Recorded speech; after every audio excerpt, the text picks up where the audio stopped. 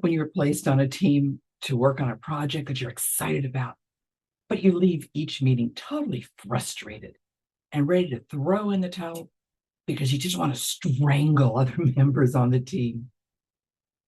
Other people's personalities can be quite frustrating sometimes. Even I have frustrated others. Hard to believe, but true. I set out to learn more about how to lead people of various personalities. The answer came to me in the Clifton Strengths. Now, how many of you have heard of Clifton Strengths? If you did, and you remember your top strengths, please enter that in the chat. You see mine on my little square up in the corner. Now, if you don't know what Clifton Strengths is, it's a personality type of test that begins with a number of questions used to determine an individual's strengths and weaknesses. It breaks these down into 34 categories. Time does not allow us to review all 34. So with that in mind, I would like to look at 3 individual strengths you may find in yourself, your coworkers, team, Toastmasters club, even within your own family. For me, my top strength is analytical. People with a strong analytical strength take a critical approach to what others might quickly accept as truth. We want to understand and will search for reasons why things are the way they are. We will ask questions to understand how patterns affect one another and if the outcome will fit the situation. The analytical person looks for facts to make clear the quest at hand. Now, because of this, others may perceive this person, me, as negative or unsupportive and feel that their opinions are rejected. In actuality, I am struggling to see the full picture clearly. If it is not clear to me, I cannot move forward. And this can be frustrating to others on the team. So as a leader, how can you work with me on your team? You need to help me see the full picture and how each part will intersect to create it. Know that if you give me a deadline, I'll keep it. And I will become frustrated with others who do not follow through. I need you to help me to stay focused on the plan, not other people. That's one type you may have to deal with, and I use myself as an example. Let's look at a couple of others that do not reflect on me so well. On your team is a person with a top strength of empathy. People with empathy as a high strength can sense other people's feelings by imagining themselves in the other person's lives or situation. This person can anticipate another's needs. They can help others express their feelings and emotions in a situation.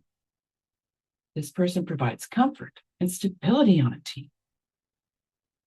As a leader, you can bring out the best in this individual by first asking them how they feel about the issue.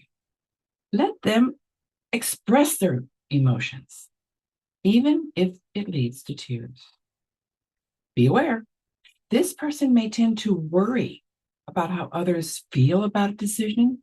They might even push others to procrastinate action in favor of emotions. As a leader, call on this person when you need deep listening. Their skills allow them to get to a more emotional understanding of difficulties that others on the team may be experiencing. Let's look at one more team member and their strength. This person has a top strength of woo. People talented with woo love to meet new people and win them over. They get great satisfaction from breaking the ice and making connections. Drawn to meeting new people, They want to learn names, ask questions, find common interests to build a rapport. They will enter a crowd and find it easy to talk to anyone. They never run out of things to say and have the ability to draw others out of their shell. This person needs to be liked. This may prevent them from delivering bad news or standing up for what's right. As a leader of someone with the woo strength on your team, you will want to position them where they can meet new people. Ask them to stay focused on what information is needed from those that they met. Ask them to come along with you when you are going to be around a lot of people. This person will help you connect with new prospects, employees, team members, and so many more. Every team needs to have people of different strengths. The successful leader will learn to understand where each team member excels and where they're weakest. Different strengths and personalities will have conflicts. And many times the conflicts come from the individual team member's strength and focus. As a leader, be sure to take the time to get to know your team's strengths and those areas where they don't necessarily excel. This will help each member of your team to take pride in their efforts and willingness to work together to succeed. How about you? Do you know your top strengths and how they may relate to others? Are you aware of the strengths of each of your team members? The Clifton Strengths Test is just one of many. Each offers great insight into your team members' skills. By learning how to tap into the strength of those around you, you can create a team, club, family, or friendship circle that excels and fortifies everyone. You just heard me discuss 3 of the 34 categories that Clifton Strengths use to define a person's strength and weakness. Now, when I first heard about these, I was bothered by them. I would get my results, and what I didn't like was hearing that word weakness, because to me, the word weakness meant failure. And I was failing in those areas, so I needed to fix them. I recently went through some coaching, and this gentleman presented it to me in a whole different light that made such a difference in my life. Instead of considering strengths and weaknesses, these are talents. What are you most talented in? Oh, wow, that made such a difference. Okay, I am not talented in bass pro fishing. I don't even know what that is. Do I spend time learning and becoming good at it? No, there is no value to it. There would be no value to the team that I'm on. What if instead we focused on, here are where my strengths are. Let me learn to understand the strengths of other people, strengths that I don't have. These are their talents. And how can I tap into their talents?